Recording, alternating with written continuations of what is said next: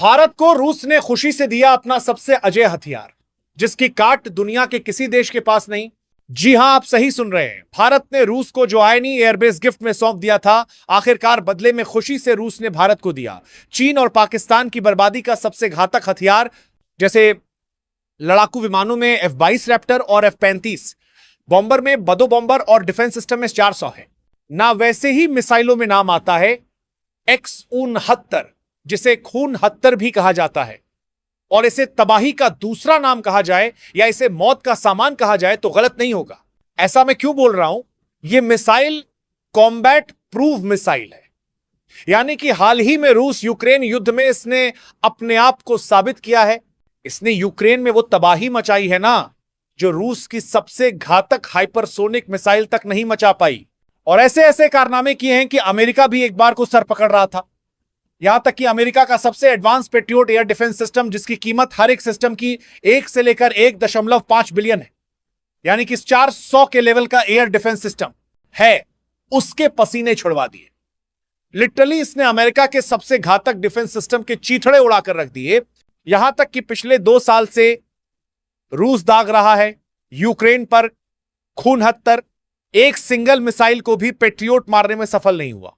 इससे आप अंदाजा लगाइए कि ये कितनी डेडली, कितनी सफल और किस लेवल की मिसाइल है। अमेरिका और यूक्रेन के मन में जो इस मिसाइल ने खौफ पैदा किया, उतना कोई और मिसाइल नहीं कर पाई। लिटरली इसने यूक्रेन को घुटनों पर लाकर रख दिया, क्योंकि इसे रोकने का तरीका अब तक उनके पास नहीं है। उन्हें समझ नहीं आ रहा कि इसे रोके तो रोके कैसे। लेकिन सबसे बड़ी खुशखबरी पता है क्या है? वो ये कि यह मिसाइल अब जल्द ही भारतीय सेना के हाथ में होगी। जी हां, सही सुना आपने। अब यह अजय मिसाइल, यह मौत का सामान अब भारत के पास होगा, क्योंकि रूस ऑलरेडी इस मिसाइल को भारत को देने की तैयारी कर रहा है। वो भारत को ऑफर भी दे चुका है कि मिसाइल तो हम आपको देंगे ही, साथ ही इसकी टेक्नोलॉजी भी प्रोवाइड कराएंगे, जिससे कि भारत अपनी सभी मिसाइलों में इस टेक्नोलॉजी को ऐड करके उन्हें सुरफत लेवल की डेडली बना सकता है कि कल को पाकिस्तान के पास चीनी एयर डिफेंस सिस्टम तो छोड़ो, अमेरिका का पेट्रियोट, जिसे अमेरिका अपना नंबर 1 एयर डिफेंस सिस्टम कहता है, वो भी आ जाए तो भी फेल हो जाएगा इस मिसाइल की टेक्नोलॉजी के सामने। मतलब जैसे उसने पाकिस्तान को अपना फसोला लड़ाकू विमान दिया ताकि भारत को प्रेशर में लाया जा सके, वैसे ही यदि वो अपना डिफेंस सिस्टम पाकिस्तान को देता है तो भारत को कोई फर्क नहीं पड़ने वाला। और ऑलरेडी भारत की कंपनी BDL और HAL कांटेक्ट में है रूसी कंपनियों के साथ, और इसकी टेक्नोलॉजी ट्रांसफर को लेकर और इसकी डील को लेकर दोनों देशों में बातचीत शुरू भी हो चुकी है। लेकिन आप में से कई लोग सोच रहे होंगे कि ये इतनी डेडली है क्यों, और मैंने वीडियो की शुरुआत में इसे मिसाइलों का F-22 रैप्टर क्यों कहा, इसे दुनिया के सबसे खतरनाक हथियार जितना ताकतवर क्यों बोला, तो इसके पीछे है इसकी एक बहुत ही खास टेक्नोलॉजी। दरअसल ये मिसाइल है एक सबसोनिक क्रूज मिसाइल, यानी कि स्पीड इसकी बहुत कम है, करीबन 1000 की मीना से 2 घंटा, यानी कि 1 मैक से भी कम। यानी इससे तेज तो फाइटर प्लेन उड़ते हैं, लेकिन यह जानबूझकर किया गया है क्योंकि रूस के पास ऐसी टेक्नोलॉजी ऑलरेडी मौजूद है जो कि इस मिसाइल को 13 से लेकर 15 शून्य की मी डॉट घंटे की रफ्तार से उड़ा सकती है। उसके पास हाइपरसोनिक टेक्नोलॉजी ऑलरेडी मौजूद है, लेकिन फिर भी उसने इसकी स्पीड 1000 की मी घंटा रखी है। ऐसा इसलिए क्योंकि वह इस मिसाइल को फास्ट नहीं है, बल्कि स्टेल्थ बनाना चाहता है, और इसीलिए इसके स्पीड को बहुत कम रखा गया है ताकि यह मिसाइल जमीन से चिपक कर उन्हें और जरूरत पड़ने पर अपना रास्ता भी बदल ले हवा में ही।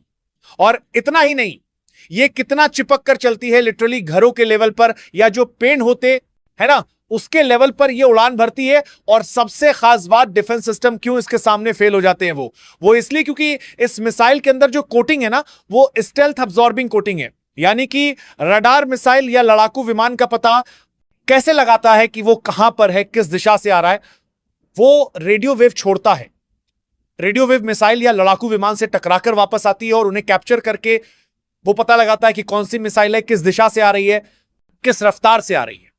ये उस रेडियो वेव को एब्जॉर्ब कर लेता है, उसे वापस जाने ही नहीं देता, सारी वेव सोख लेता है, जिससे रडार में कुछ भी पता नहीं लगाया जा सकता। और यही कॉम्बिनेशन, यानी कि जमीन से चिपक कर उड़ना, अपनी फ्लाइट पाथ को समय से समय पर बदलते रहना और साथ ही रडार सोखने वाली कोटिंग का इस्तेमाल करना, ये 3 ऐसे डेडली कॉम्बिनेशन हैं जिनकी मदद से इस मिसाइल को पकड़ पाना पश्चिमी देशों के लिए आज भी इंपॉसिबल है। खुद सोचिए, जब पश्चिमी देश में इस सिस्टास के दौरान करके साथ ही सिस्टास के दौरान नहीं पकड़ पाते तो पाकिस्तान और चीन की बात तो क्या ही करनी। वहीं हम सभी लोगों को धन्यवाद करना चाहिए रूस का, क्योंकि देखिए रूस को फायदा जरूर होगा, भारत को यह मिसाइल बेचकर वो पैसा भी कमाएंगे, लेकिन बात सिर्फ पैसे की नहीं है। रूस की यह बहुत ही ज्यादा लेटेस्ट मिसाइल है। 2023 में तो उनकी सेना में शामिल हुई है, 1.5-2 साल मुश्किल से हुआ है, और उसके बावजूद वो इतना जल्दी अपनी लेटेस्ट टेक्नोलॉजी भारत के साथ शेयर करने को तैयार हो गए हैं। दुनिया में कोई भी देश अपनी सबसे लेटेस्ट टेक्नोलॉजी कभी किसी को नहीं देता। कई सालों के बाद और ज्यादा बड़ी और नई टेक्नोलॉजी आने के बाद ही कोई देश अपनी ओल्ड टेक्नोलॉजी किसी दूसरे देश को देता है। रूस खास करके इस बात को ध्यान में रखते हुए कि पाकिस्तान ब्रह्मोस मिसाइल के खिलाफ एक मजबूत काउंटर मेजर सिस्टम तैयार करने की कोशिश कर रहा है, क्योंकि उसे पता है ऑपरेशन सिंदूर 2 में फिर से ब्रह्मोस जैसी खतरनाक मिसाइल उनकी तरफ आएगी तो उससे कैसे बचा जाए, इसके लिए वह चीन अमेरिका सबकी मदद ले रहा है। इसीलिए रूस हमें टेक्नोलॉजी देकर उनके जितने भी प्रयास हैं सबको एक झटके में फेल कर देगा। पहले ही चीन पाकिस्तान ब्रह्मोस से परेशान है, इस मिसाइल के आने के बाद इनकी हालत भारत और भी खराब करने वाला है। और हां, यह मिसाइल की खास बात यह है कि यह लड़ाकू विमान से फायर की जाती है, जो कि इस मिसाइल को दुश्मन के खिलाफ और भी ज्यादा घातक बनाती है, क्योंकि पहले लड़ाकू विमान कई दूर तक इसे लेकर जाता है, फिर उसके बाद यह मिसाइल अपना काम करती है जिससे बहुत दूर तक इसे भेजा जा सकता है। सुखोई 30 लड़ाकू विमान भारत और रूस दोनों यूज करते हैं। भारत के पायलट रूस के फाइटर जेट की बहुत अच्छी जानकारी रखते हैं और सालों से उपयोग भी करते हैं, इसलिए भारत के लिए यह खुशी की बात है। सुखोई 30 लड़ाकू विमान भारत के सुखोई 30 लड़ाकू विमान में एकदम परफेक्ट बैठेगी। ज्यादा हमें अपने पायलट्स को ट्रेनिंग देने की जरूरत नहीं है, ना ही कुछ बड़ा तामझाम मॉडिफिकेशन हमें करना है। सिंपली उनसे मिसाइल लेनी है, लड़ाकू विमान में फिट करनी है, और जो वो टेक्नोलॉजी देंगे उससे या तो हम खुद इस मिसाइल को बना सकेंगे या फिर अपनी मिसाइलों के अंदर लगाकर उन्हें भी K-69 जितना खतरनाक बना सकेंगे। और इसीलिए हर लिहाज से भारत के लिए तो यह फायदे का सौदा है। देखने वाली बात यह होगी कि भारत कितनी संख्या में इसे खरीदेगा, क्या क्या टेक्नोलॉजी है में इसकी मिलेगी, और साथ ही डिलीवरी कब तक मिलती है। जो लोग भी ये बोल रहे थे कि भारत ने गलत किया आईएनई एयरबेस छोड़कर, उनको जरा ये बता दूं कि भारत ने रूस के साथ क्या डील करी है ये किसी को नहीं पता, पर ये भारत है आज का नया भारत। ऐसे ही कुछ भी नहीं करता, इसके पीछे बहुत दूरदर्शी सोच और प्लानिंग है, क्योंकि दुनिया की जियोपॉलिटिक्स में समझदार वो नहीं जो केवल शॉर्ट टर्म का फायदा देखे। असली खिलाड़ी वही साबित होता है जो दूर तक का लंबा फायदा देखकर कोई फैसला ले। अब जरा आप ही बताओ, यदि एक फायदा छोड़कर बदले में आपको 5 फायदे मिले तो आप वो एक फायदा छोड़ोगे या नहीं? आप में से ज्यादातर लोग यही बोलोगे कि एक फायदा छोड़कर बदले मैं 5 फायदे लेना ही बुद्धिमानी है, और भारत ने भी यही किया है।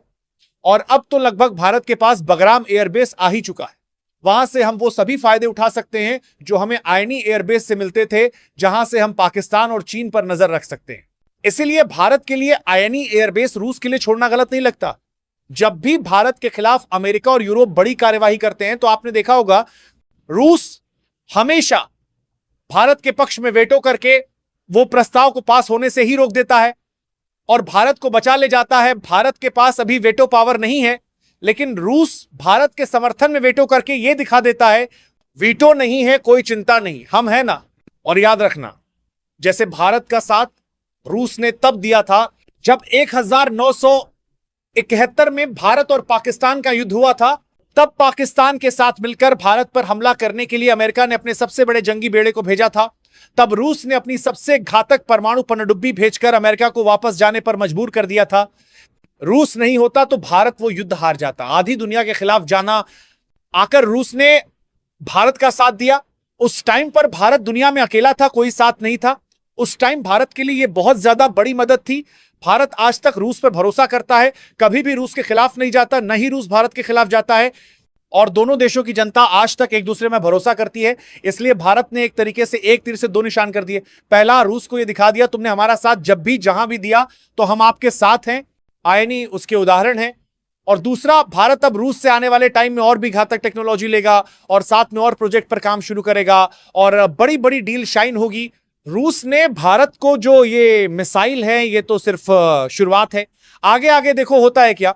भारत को रूस ने दूसरा बड़ा तोहफा दे ही दिया है। वो तोहफा क्या है? डिटेल वीडियो के लिए ज्यादा से ज्यादा कमेंट करो और सब्सक्राइब भी कर दो यार। और हां, हम कभी भी ज्यादा व्यूज लाने के चक्कर में फेक अफवाह वाली खबर नहीं लाते, बल्कि वही खबर आप लोगों तक पहुंचाते हैं जो सत्य तथ्यों पर आधारित हो। इसलिए अभी तक भी चैनल को सब्सक्राइब नहीं किया तो जल्दी से कर लो यार, और बेल आइकन दबाना मत भूलना ताकि कोई भी लेटेस्ट और बड़ी अपडेट आपसे मिस ना हो।